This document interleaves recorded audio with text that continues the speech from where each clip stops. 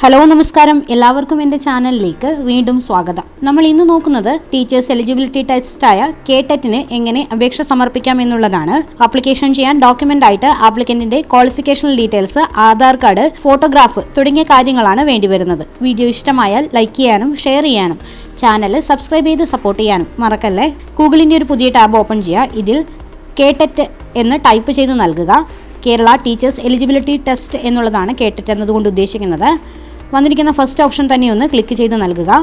പേജിൻ്റെ താഴേക്കായിട്ടൊന്ന് സ്ക്രോൾ ചെയ്യുക. സൈറ്റിൽ തന്നെ നോട്ടിഫിക്കേഷൻ കൊടുത്തിട്ടുണ്ട്. ആപ്ലിക്കേഷൻ ചെയ്യുന്നതിന് മുൻപ് നോട്ടിഫിക്കേഷൻ ഒന്ന് ചെക്ക് ചെയ്തതിന് ശേഷം അപേക്ഷ സമർപ്പിക്കാൻ ശ്രദ്ധിക്കേണ്ടതാണ്. ഓപ്പൺ ആയിട്ട് വരുന്ന പേജിൽ ന്യൂ രജിസ്ട്രേഷൻ എന്നുള്ള ഓപ്ഷനാണ് ക്ലിക്ക് ചെയ്ത് നൽകേണ്ടത്. നെക്സ്റ്റ് വരുന്ന പേജിൽ 3 ഡിക്ലറേഷൻസ് ടിക്ക് ചെയ്ത് നൽകാനുണ്ട്. ഡിക്ലറേഷൻസ് കൃത്യമായിട്ടൊന്ന് ടിക്ക് ചെയ്തതിന് ശേഷം ക്ലിക്ക് ഹിയർ എന്നുള്ള ഓപ്ഷൻ ഒന്ന് ക്ലിക്ക് ചെയ്ത് നൽകുക. നെക്സ്റ്റ് ഓപ്പൺ ആയിട്ട് വരുന്ന പേജിൽ ആപ്ലിക്കന്റിന്റെ ഡീറ്റെയിൽസ് നൽകി അപേക്ഷ സമർപ്പിക്കാവുന്നതാണ്. Whether employed as a teacher എന്ന് ചോദിച്ചിട്ടുണ്ട്. നിലവിൽ ടീച്ചറായിട്ട് വർക്ക് ചെയ്യുന്ന വ്യക്തിയാണെങ്കിൽ എസും അതിന്റെ ഡീറ്റെയിൽസും നൽകേണ്ടതാണ്. നെക്സ്റ്റ് വരുന്ന ഭാഗത്ത് select the categories four registration എന്നുള്ള ഓപ്ഷനാണ് ചോദിച്ചിരിക്കുന്നത്. കാറ്റഗറി 1 എന്നതുകൊണ്ട് LP എന്നും, കാറ്റഗറി 2 എന്നതുകൊണ്ട് UP എന്നും, കാറ്റഗറി 3 എന്നതുകൊണ്ട് ഹൈസ്കൂൾ എന്നും, കാറ്റഗറി 4 എന്നതുകൊണ്ട് ലാംഗ്വേജ് ടീച്ചേഴ്സ് എന്ന ഓപ്ഷനുമാണ് സൂചിപ്പിച്ചിരിക്കുന്നത്. ഒന്നിലധികം കാറ്റഗറീസിന് അപേക്ഷ സമർപ്പിക്കുന്നുണ്ടെങ്കിൽ ഏതൊക്കെ കാറ്റഗറീസ് ആണോ വേണ്ടത് അതൊക്കെ കൃത്യമായി സെലക്ട് ചെയ്ത് പ്രൊസീഡ് ചെയ്യാവുന്നതാണ്. കാറ്റഗറി സെലക്ട് ചെയ്യുന്നതിന് മുൻപ് നോട്ടിഫിക്കേഷനിൽ കൊടുത്തിരിക്കുന്ന എലിജിബിലിറ്റി ഡീറ്റെയിൽസ് ചെക്ക് ചെയ്തതിന് ശേഷം പ്രൊസീഡ് ചെയ്യാൻ ശ്രദ്ധിക്കേണ്ടതാണ്. കാറ്റഗറി സെലക്ട് ചെയ്തതിന് ശേഷം നെക്സ്റ്റ് വരുന്ന ഭാഗത്ത് medium of instruction language first ചോദിച്ചിട്ടുണ്ട്. ഏത് ലാംഗ്വേജ് ആണോ ചെയ്യാൻ ഉദ്ദേശിക്കുന്ന ആ ഒരു ലാംഗ്വേജ് സെലക്ട് ചെയ്യുക. ഞാനിവിടെ മലയാളമാണ് ചൂസ് ചെയ്തിരിക്കുന്നത്. Optional subject for the category, ഏത് സബ്ജക്റ്റ് ആണോ സെലക്ട് ചെയ്യാൻ ഉദ്ദേശിക്കുന്നത് ആ ഒരു സബ്ജക്റ്റ്, അതായത് എടുക്കാൻ ഉദ്ദേശിക്കുന്ന സബ്ജക്റ്റ് ഏതാണോ അത് സെലക്ട് ചെയ്ത് നൽകാവുന്നതാണ്. മിനിമം ക്വാളിഫിക്കേഷൻ എന്നുള്ള ഓപ്ഷനിൽ കംപ്ലീറ്റ് ചെയ്തിരിക്കുന്ന അല്ലെങ്കിൽ നിലവിൽ പഠിച്ചുകൊണ്ടിരിക്കുന്ന ക്വാളിഫിക്കേഷൻ ഏതാണോ വരുന്നത് ആ ഒരു ഓപ്ഷൻ സെലക്ട് ചെയ്ത് നൽകാവുന്നതാണ്. ഗ്രാജുവേഷൻ ആൻഡ് BEd എന്നുള്ള ഓപ്ഷനാണ് സെലക്ട് ചെയ്ത് നൽകുന്നതെങ്കിൽ ഡിഗ്രിയുടെ, അതായത് ഗ്രാജുവേഷൻ്റെയും BEdൻ്റെയും രജിസ്റ്റർ നമ്പർ, യൂണിവേഴ്സിറ്റി, പഠിച്ച ഇൻസ്റ്റിറ്റ്യൂഷൻ്റെ പേര്, ഇയർ ഓഫ് പാസിംഗ് തുടങ്ങിയ കാര്യങ്ങൾ കൃത്യമായി നൽകേണ്ടതാണ്. BEdൻ്റെ പെർസെൻറ്റേജ് ഓഫ് മാർക്കും സൈറ്റിൽ കൃത്യമായിട്ട് ടൈപ്പ് ചെയ്ത് നൽകേണ്ടതാണ്. വിവരങ്ങൾ കൊടുത്തതിന് ശേഷം അടുത്ത കാൻഡിഡേറ്റ് ബേസിക് ഡീറ്റെയിൽസിനകത്ത് educational district for select does the examination centre ചോദിക്കുന്നുണ്ട്. എക്സാമിനേഷൻ സെൻറ്റർ വേണ്ടത് എവിടെയാണോ ആ ഒരു എഡ്യൂക്കേഷണൽ ഡിസ്ട്രിക്റ്റ് സെലക്ട് ചെയ്ത് നൽകാവുന്നതാണ്. അതുപോലെ തൊട്ട് താഴെയായിട്ട് നെയിം ഓഫ് ദി കാൻഡിഡേറ്റ് എന്നുള്ള ഓപ്ഷനിൽ SLC സർട്ടിഫിക്കറ്റിൽ ഉള്ളതുപോലെ തന്നെ അപേക്ഷകൻ്റെ പേര് കൃത്യമായിട്ട് ടൈപ്പ് ചെയ്ത് നൽകേണ്ടതാണ്. Gender, date of birth, father അല്ലെങ്കിൽ ഗാർഡിയൻ ഡീറ്റെയിൽസ്, മാരീഡ് ആണെങ്കിൽ ഹസ്ബൻഡിൻ്റെ വിവരങ്ങൾ കൊടുക്കാവുന്നതാണ്. അതുപോലെ അപേക്ഷകൻ്റെ റിലീജിയൻ, കാറ്റഗറി തുടങ്ങിയ കാര്യങ്ങളും കൃത്യമായിട്ട് നൽകേണ്ടതാണ്. കാസ്റ്റ് ഡീറ്റെയിൽസ് ടൈപ്പ് ചെയ്ത് നൽകിയാണ് വേണ്ടത്. കാറ്റഗറി കൊടുത്തതിന് ശേഷം താഴെയായിട്ട് ഫിസിക്കൽ സ്റ്റാറ്റസ് ചോദിക്കുന്നുണ്ട്. വൈകല്യങ്ങൾ ഉണ്ടെങ്കിൽ വൈകല്യത്തിൻ്റെ ഡീറ്റെയിൽസ് നൽകുക. ഇല്ല എങ്കിൽ നോർമൽ എന്നുള്ള ഓപ്ഷൻ കൊടുത്ത് ഓക്കെ എന്ന് കൊടുക്കുക. കാറ്റഗറി സെലക്ട് ചെയ്യുന്ന സമയത്ത് ഡിഫോൾട്ടായിട്ട് പേയ്മെൻറ്റ് സൈറ്റിൽ അപ്ഡേറ്റ് ആയിട്ട് വരുന്നതാണ്. ജനറൽ കാറ്റഗറിക്ക് 500 രൂപയാണ് സൈറ്റിൽ പേയ്മെൻറ്റ് വരുന്നത്. ST, SC, ഭിന്നശേഷി, കാഴ്ച പരിമിതർ എന്നിവർക്ക് 250 രൂപയാണ് സൈറ്റിൽ ഫീസ് വരുന്നത്. OBC കാറ്റഗറിക്കും 500 രൂപ തന്നെയാണ് സൈറ്റിൽ പേയ്മെൻറ്റ് വരുന്നത്. Net banking, debit, credit card use ചെയ്തിട്ടാണ് നമുക്ക് പേയ്മെൻറ്റ് അടച്ചു കൊടുക്കാൻ സാധിക്കുന്നത്. സൈറ്റിൽ അപേക്ഷകൻ്റെ അഡ്രസ് ഡീറ്റെയിൽസ് കൃത്യമായി ടൈപ്പ് ചെയ്ത് നൽകേണ്ടതാണ്. അതുപോലെ തന്നെ ലാൻഡ് ഫോൺ നമ്പർ കൊടുക്കേണ്ടതില്ല. മൊബൈൽ നമ്പർ, ഇമെയിൽ ID കൃത്യമായിട്ട് ടൈപ്പ് ചെയ്ത് കൊടുക്കുക. Identity proof to be kept by examination എന്നുള്ള ഓപ്ഷനിൽ ഐഡൻറ്റിഫിക്കേഷൻ പ്രൂഫായിട്ട് ഏതാണോ കയ്യിൽ കരുതുന്നത് ആ ഒരു പ്രൂഫ് സെലക്ട് ചെയ്യാവുന്നതാണ്. Voter ID, passport, driving licence, Aadhaar card, PAN card തുടങ്ങിയ ഓപ്ഷൻസ് ഒക്കെ അവൈലബിൾ ആണ്. ആധാർ കാർഡാണ് ചൂസ് ചെയ്യുന്നതെങ്കിൽ ആധാർ നമ്പർ കൃത്യമായിട്ടൊന്ന് ടൈപ്പ് ചെയ്ത് കൊടുക്കുക. ശേഷം നെക്സ്റ്റ് വരുന്ന ഭാഗത്ത് SSLC സ്കീം ചോദിച്ചിട്ടുണ്ട്. സെലക്ട് ഓപ്ഷൻ യൂസ് ചെയ്ത് സെലക്ട് ചെയ്ത് നൽകാവുന്നതാണ്. സെലക്ട് ഓപ്ഷനിലൊന്ന് ക്ലിക്ക് ചെയ്തതിന് ശേഷം ഏതാണോ പഠിച്ചത് ആ ഒരു കാറ്റഗറി സെലക്ട് ചെയ്യുക. കേരള ബോർഡ് ആണെങ്കിൽ SSLC എന്നുള്ള ഓപ്ഷൻ സെലക്ട് ചെയ്ത് നൽകുക. താഴെ ഭാഗത്തായിട്ട് രജിസ്ട്രേഷൻ നമ്പർ, SLCയുടെ രജിസ്ട്രേഷൻ നമ്പർ കൃത്യമായിട്ടൊന്ന് ടൈപ്പ് ചെയ്ത് നൽകുക. പാസ്ഔട്ടായ ഇയർ കൃത്യമായിട്ടൊന്ന് സെലക്ട് ചെയ്ത് നൽകുക. അടുത്തതായി വരുന്ന ഭാഗത്ത് ഫോട്ടോഗ്രാഫ് അപ്ലോഡ് ചെയ്ത് നൽകുകയാണ് വേണ്ടത്. ഫോട്ടോഗ്രാഫ് JPG ഫോർമാറ്റിൽ 150, 200 വിഡ്ത്തും ഹൈറ്റും വരുന്ന രീതിയിൽ JPG ഫോർമാറ്റിൽ 20 KB-ക്കും 30 KB-ക്കും ഇടയിലായിട്ടാണ് അറ്റാച്ച് ചെയ്യേണ്ടത്. ഫോട്ടോയുടെ താഴെ പേരും ഡേറ്റും നൽകേണ്ട ആവശ്യം വരുന്നില്ല.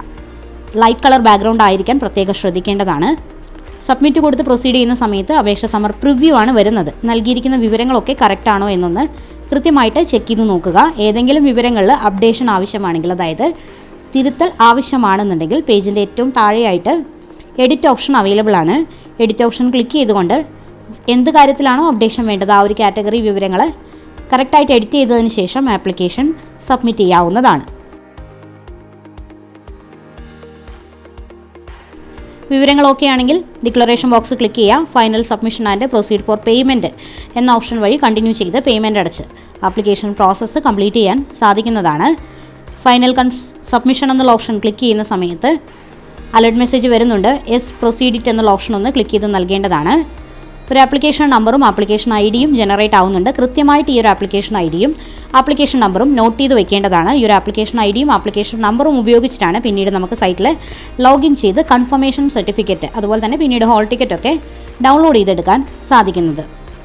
സൈറ്റിൽ തന്നെ പ്രിൻ്റ് ഓപ്ഷൻ അവൈലബിൾ ആണ്. പ്രിൻ്റ് എന്നുള്ള ഓപ്ഷനിൽ ക്ലിക്ക് ചെയ്തുകൊണ്ട് പ്രിൻ്റ് ഔട്ട് എടുക്കുക. അതല്ല എങ്കിൽ കൃത്യമായി നോട്ട് ചെയ്ത് വയ്ക്കുക.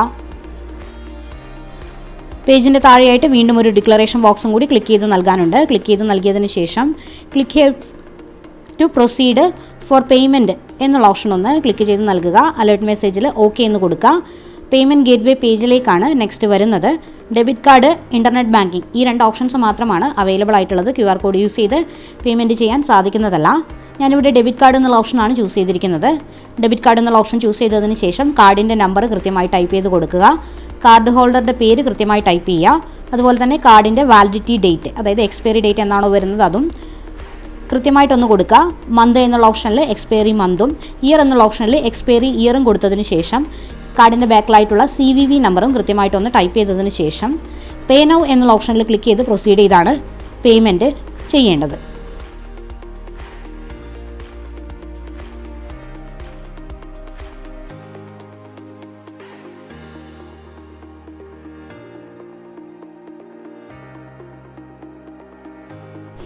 ബാങ്കുമായി ലിങ്ക് ചെയ്തിരിക്കുന്ന ഫോൺ നമ്പറിലേക്കും ഇമെയിൽ ID കൊടുത്തിട്ടുണ്ടെങ്കിൽ ഇമെയിൽ IDയിലേക്കും OTP കൺഫർമേഷൻ, പേയ്മെൻറ്റിന് മുന്നേയുള്ള OTP കൺഫർമേഷൻ വരുന്നതാണ്. ഈ ഒരു OTP മെസ്സേജ് കൃത്യമായി സൈറ്റിൽ കൊടുത്തതിന് ശേഷം വെരിഫൈ എന്നുള്ള ഓപ്ഷനിൽ ക്ലിക്ക് ചെയ്തുകൊണ്ടാണ് പേയ്മെൻറ്റ് പ്രോസസ്സ് കംപ്ലീറ്റ് ചെയ്യാൻ സാധിക്കുന്നത്. പേയ്മെൻറ്റ് കംപ്ലീറ്റ് ആയതിനു ശേഷം വീണ്ടും ഹോം പേജിലേക്ക് തന്നെ വരുന്നതാണ്. ഈ ഒരു പേജിൽ നമുക്ക് പ്രിൻ്റ് ഔട്ട് എടുക്കാനുള്ള ഓപ്ഷൻ അവൈലബിൾ അല്ല. പേയ്മെൻറ്റ് സക്സസ്ഫുൾ ആയിട്ടുണ്ട് എന്നുള്ള മെസ്സേജ് മാത്രമാണ് കാണിക്കുക. Click here to re login and get final print out എന്നുള്ള ഓപ്ഷൻ ഒന്ന് ക്ലിക്ക് ചെയ്യാം. വീണ്ടും വരുന്ന പേജിൽ ആപ്ലിക്കേഷൻ നമ്പറും ആപ്ലിക്കേഷൻ ID-യും ഓൾറെഡി ലഭിച്ചിട്ടുള്ളത് കൃത്യമായിട്ട് ടൈപ്പ് ചെയ്ത് കൊടുത്തതിന് ശേഷം സൈൻ ഇൻ എന്നുള്ള ഓപ്ഷനിൽ ക്ലിക്ക് ചെയ്തുകൊണ്ട് പേജിലേക്ക് വീണ്ടും സൈൻ ഇൻ ചെയ്യാവുന്നതാണ്. ഓപ്പൺ ആയിട്ട് വരുന്ന പേജിൽ click here to get print out എന്നുള്ള ഓപ്ഷനിൽ ക്ലിക്ക് ചെയ്തുകൊണ്ട് അപേക്ഷയുടെ ഫൈനൽ പ്രിൻ്റ് ഔട്ട് പ്രിൻ്റ് എടുക്കാൻ സാധിക്കുന്നതാണ്. ഈ ഒരു ഫൈനൽ പ്രിൻ്റ് ഔട്ട് കയ്യിൽ സൂക്ഷിക്കേണ്ടതാണ്. പിന്നീട് എക്സാം പാസ്സായതിനു ശേഷം ഈ ഒരു പ്രിൻ്റ് ഔട്ട് അപേക്ഷകന് ആവശ്യമായിട്ട് വരുന്നതാണ്. ഇൻ കേസ് ആപ്ലിക്കേഷൻ ID-യും ആപ്ലിക്കേഷൻ നമ്പറും നോട്ട് ചെയ്ത് വെച്ചിട്ടില്ല എന്നുണ്ടെങ്കിൽ സൈറ്റിൽ തന്നെ ഹോം പേജിൽ, അതായത് ന്യൂ രജിസ്ട്രേഷൻ കൊടുക്കുന്ന ഹോം പേജിൽ forgot application number and application ID option available ആണ്. അവിടെ ഒന്ന് ക്ലിക്ക് ചെയ്ത് പ്രൊസീഡ് ചെയ്ത് വരുന്ന പേജിൽ അപേക്ഷ സമർപ്പിച്ച എഡ്യൂക്കേഷണൽ ഡിസ്ട്രിക്റ്റ് സെലക്ട് ചെയ്ത് കൊടുക്കുക. അപേക്ഷകൻ്റെ പേരിൻ്റെ 3 ലെറ്റേഴ്സ് കൊടുക്കുക. Date of birth, mobile number കൊടുത്ത് സെർച്ച് ചെയ്ത ആപ്ലിക്കേഷൻ ID-യും ആപ്ലിക്കേഷൻ നമ്പറും ലഭിക്കുന്നതാണ്. വീഡിയോ ഇഷ്ടമായാൽ ലൈക്ക് ചെയ്യാനും ഷെയർ ചെയ്യാനും ചാനൽ സബ്സ്ക്രൈബ് ചെയ്ത് സപ്പോർട്ട് ചെയ്യാനും മറക്കല്ലേ.